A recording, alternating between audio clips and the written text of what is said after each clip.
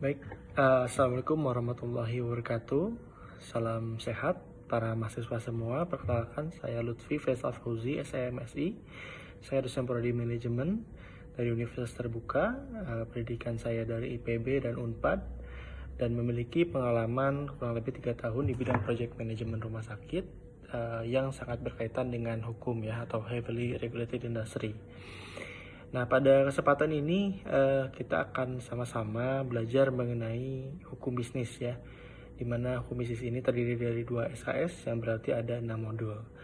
Nah, diharapkan ketika mahasiswa mempelajari hukum bisnis ini, mahasiswa mampu memahami dasar-dasar hukum dalam utamanya operasionalisasi bisnis ya, atau kegiatan dalam berbisnis seperti itu. Antara lain yang akan dipelajari seperti pengertian hukum secara umum dan yang berkaitan dengan bisnis. Lalu kedua adalah terkait dengan hukum perjanjian dan asuransi. Ketiga adalah hukum perusahaan dan hukum perseroan terbatas. Keempat adalah hukum hak kekayaan intelektual atau haki dan perbankan. Lalu kelima adalah hukum pasar modal dan surat berharga. Dan keenam adalah hukum persaingan usaha dan perlindungan konsumen. Jadi rekan-rekan mahasiswa sekalian, apa sih pentingnya memahami hukum ya dalam kita berbisnis?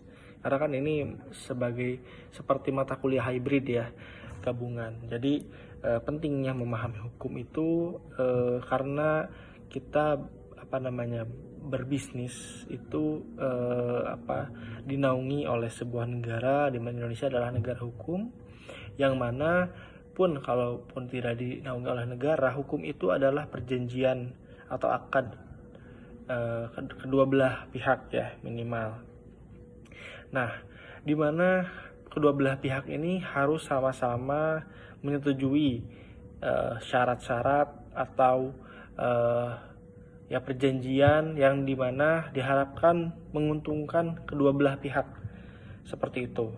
Nah, biasanya paling umum adalah di Indonesia adalah atau di dunia itu sebetulnya yang terkait dengan bisnis adalah hukum perdata ya, atau dalam hal ini adalah hukum yang tidak melibatkan hubungan dengan negara ya, atau dalam hal ini adalah tergugat dan penggugat, seperti itu. Contoh kasus yang besarnya yang mungkin teman-teman juga tahu ya adalah terkait dengan geprek bensu dan ayam geprek bensu, di mana kasusnya ini sebenarnya di sini terkait dengan hukum merek dagang ya, hukum merek dagang, di mana dalam hal ini Benny Sujono, yaitu namanya yang disingkat Bensu, memiliki bisnis yang awal mulanya mempekerjakan adiknya Ruben Onsu, yang kemudian Ruben Onsu menjadi duta atau brand ambassador untuk ayam geprek bensu. Nah, di mana pada perkembangan selanjutnya Ruben Onsu memiliki bisnis yang serupa, dan di sini kesalahannya Ruben Onsu adalah mungkin ketika dia terkenal dengan nama Bensu itu tidak mendaftarkan nama tersebut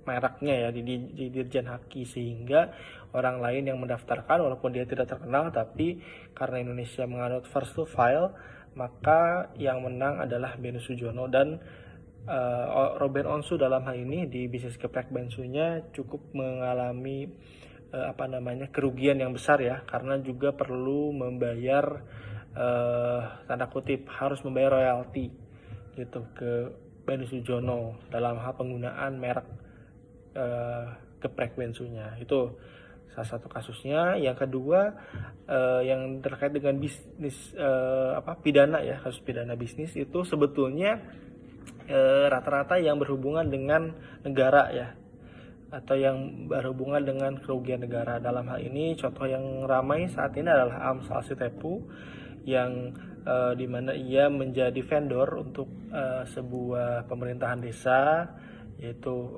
membuat video profil. Nah, dalam hal ini Amsal Sitepu itu memberikan, biasa ya yang namanya vendor itu dia akan memberikan anggaran ya, rencana anggaran RKA-nya ya kepada yang bermaksud untuk menggunakan jasanya, dalam hal ini pemerintah desa.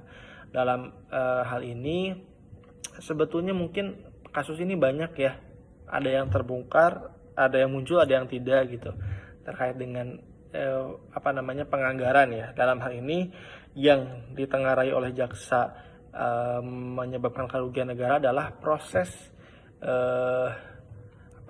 proses markup. Dalam hal ini dianggap markup itu pertama adalah proses produksi, yang kedua adalah terkait dengan jasa editing ya, dimana di realita dan di anggarannya itu tidak sesuai. Nah, makanya dalam kacamata hukum itu, mungkin kalau dalam kacamata bisnis, yang mana ketika kita melakukan sesuatu itu bisa dibilang lebih cepat atau lebih murah ya, itu bisa dibilang bagus ya, karena efektif dan efisien seperti itu. Tapi dalam kacamata bisnis itu harus sesuai dengan apa yang direncanakan gitu. Jadi hitam putih gitu dalam hal itu, walaupun nanti interpretasinya berbeda-beda. Nah, itu tadi dua contoh kasusnya yang mana menurut saya akan menarik jika kita membahas kasus-kasus real ya ke depannya. Nanti di diskusi dan tugas juga akan memunculkan kasus-kasus real yang dikaitkan dengan teori. Kurang lebih seperti itu pengantar dari saya dalam hal ini. Semangat teman-teman mahasiswa, dan walaupun ini hanya 2 SKS tapi tetap serius dalam memahami mata kuliah ini. Oke, wassalamualaikum warahmatullahi wabarakatuh, dan tetap semangat.